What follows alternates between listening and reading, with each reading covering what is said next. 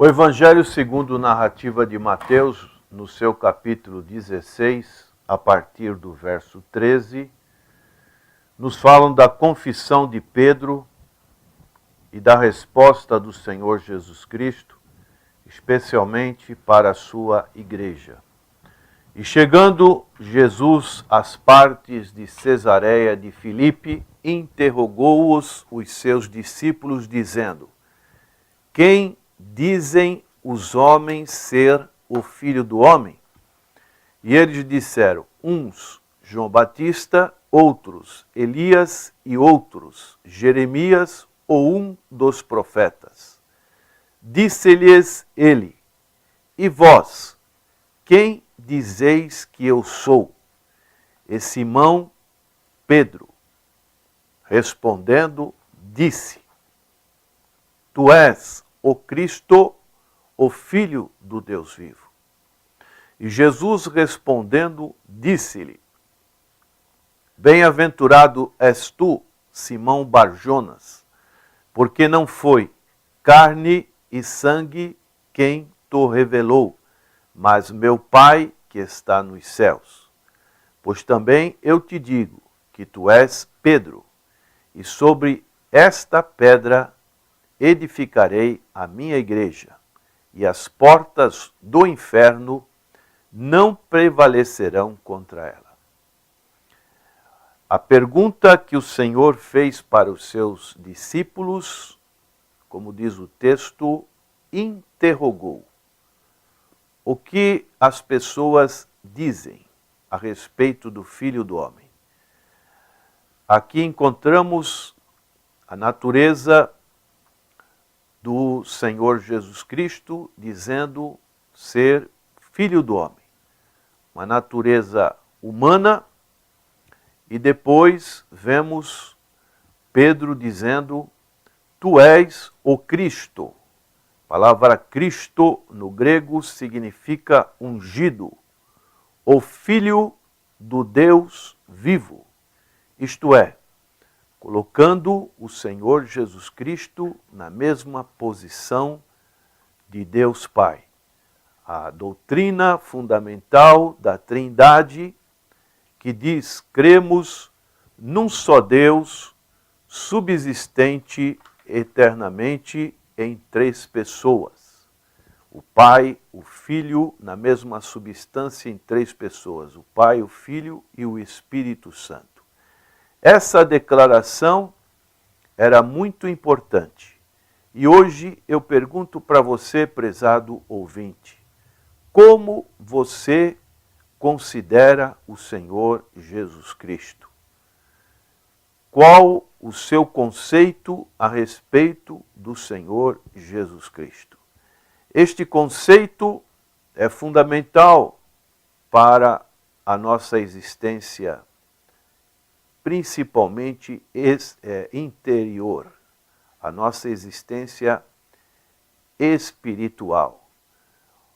Os discípulos responderam que o Senhor era, os homens consideravam o Senhor Jesus Cristo um grande profeta, uma pessoa como João Batista, como Elias, como o profeta Jeremias. Mas Pedro respondeu certo, e a resposta de Pedro colocou a definição, a natureza do Senhor Jesus Cristo, como nós também devemos considerar. Qualquer consideração que seja além do que Pedro respondeu é muito perigoso. Pode nos conduzir a um desvio doutrinário do que a Bíblia apresenta, principalmente a respeito do Senhor Jesus Cristo. Devemos entender que a Bíblia é um livro cristocêntrico. Sempre o Senhor Jesus está no centro de todas as coisas, da criação, da revelação de Deus, do processo de perdão de pecados, que é a salvação, da conversão e também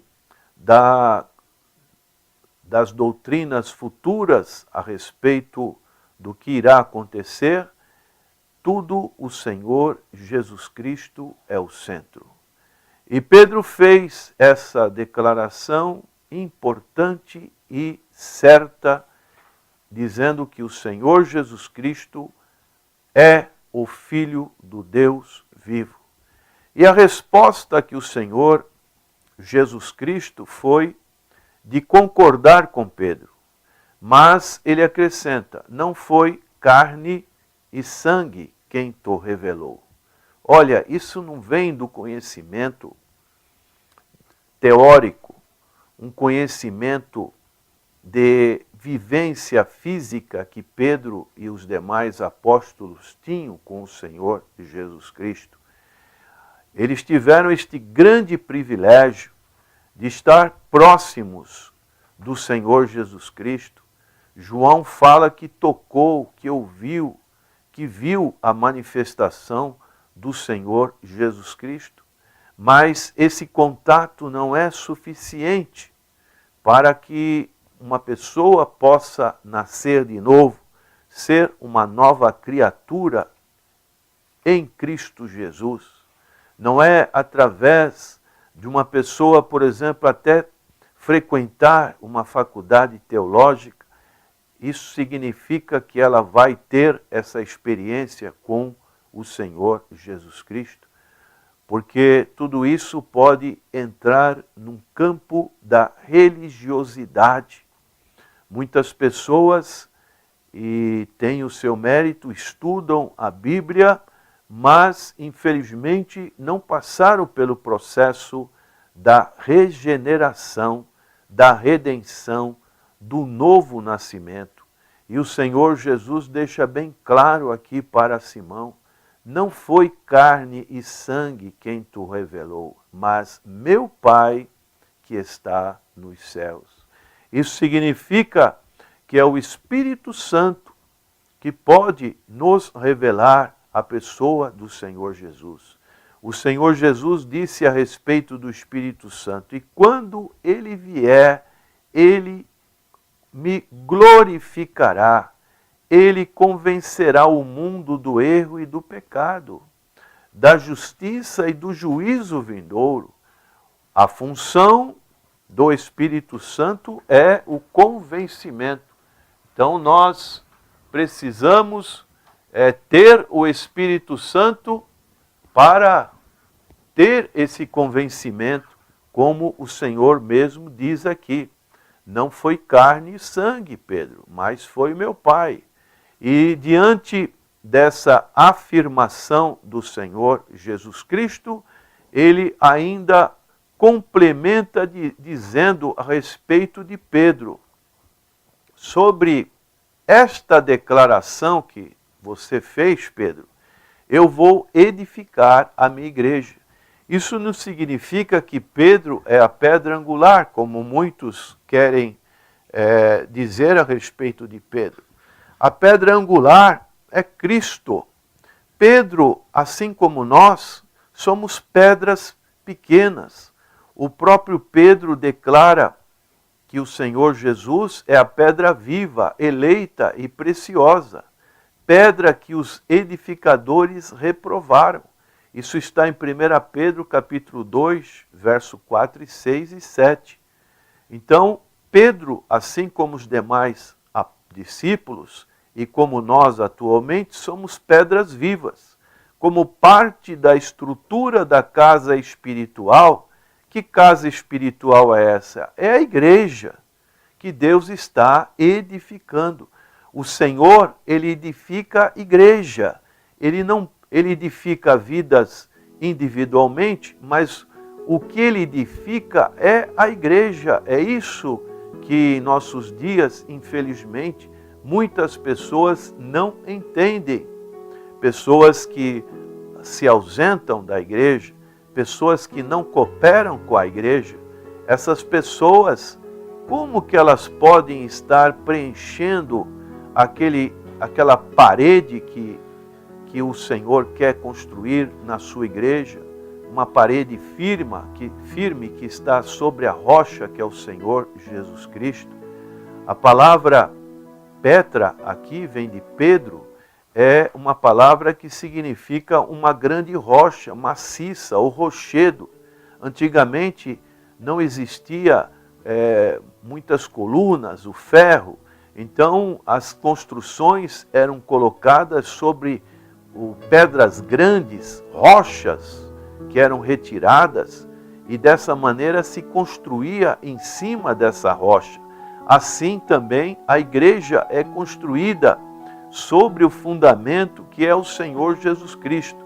Mas cada um de nós temos uma importância muito grande também nessa edificação. Não podemos ficar de fora, porque isso não vai contribuir para o crescimento da igreja.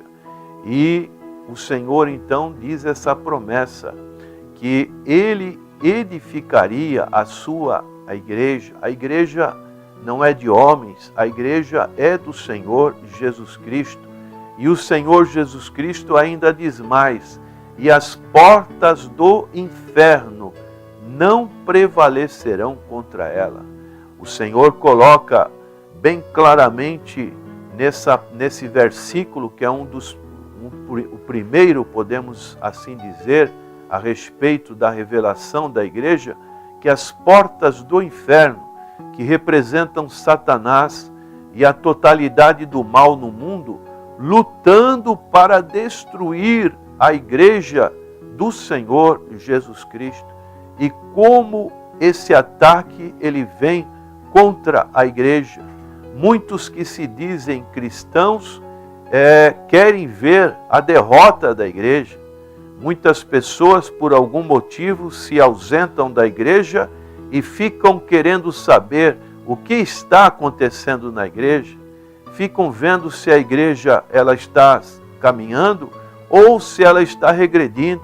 E pessoas existem que, quando a igreja tem alguma situação e tem algum recuo na sua frequência, já ficam até contentes de saber que a igreja não está caminhando bem.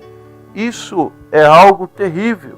Como um cristão verdadeiro, ele pode desejar que o reino de Deus possa se enfraquecer. Então, nós vemos que, dessa maneira, as portas do inferno, isso significa que, muitas das vezes, a imoralidade, os erros de doutrina ou a apostasia, ela pode adentrar em algumas partes da igreja. Então o Senhor está dizendo que devemos tomar cuidado, que muitos poderão decair da fé. E Ele adverte as igrejas que muitas das vezes abandonam a palavra do Senhor. Não podemos jamais cair neste erro, e dessa maneira a igreja ela vai se tornando morna, ela vai se tornando fria, e isso faz com que a igreja enfraqueça. Então, nós temos que ter essas duas coisas que o Senhor coloca bem claramente aqui nesse texto, que Ele edificaria a sua igreja. A igreja só pode ser edificada pela palavra do Senhor, pelo Senhor Jesus Cristo, pela ação do Espírito Santo nos revelando a maneira, a hermenêutica, a interpretação correta da sua palavra dentro do chamado cristianismo histórico, para que realmente as nossas vidas e também através de cada um de nós, a igreja seja edificada. E dessa maneira as portas do inferno, elas não podem prevalecer. Força nenhuma demoníaca pode vir contra a igreja se ela estiver edificada sobre a rocha que é o Senhor Jesus Cristo. Que você, prezado ouvinte, esteja também tendo essa revelação através do Espírito Santo de Deus. quando o Senhor perguntou para os seus discípulos, Ele também pergunta para você nesta manhã: quem dizem os homens ser o Filho do Homem? Você pode responder como Pedro: Tu és o Cristo, o Filho do Deus vivo. Somente quando respondemos desta maneira é que temos essa convicção de que o Senhor Jesus Cristo não foi um mero profeta, um mero mártir ou qualquer outro fundador de religião, mas o Senhor é o Filho do Deus vivo. Que essa convicção esteja no seu coração, é a nossa oração. Senhor, abre o entendimento para que não haja qualquer dúvida, qualquer questionamento, qualquer incredulidade a respeito dessa pergunta que o Senhor fez para os seus discípulos, mas que todos que estão em sintonia conosco possam responder através do Espírito Santo de Deus: Tu és o Cristo, o ungido, o Messias, o Filho do Deus vivo. Amém.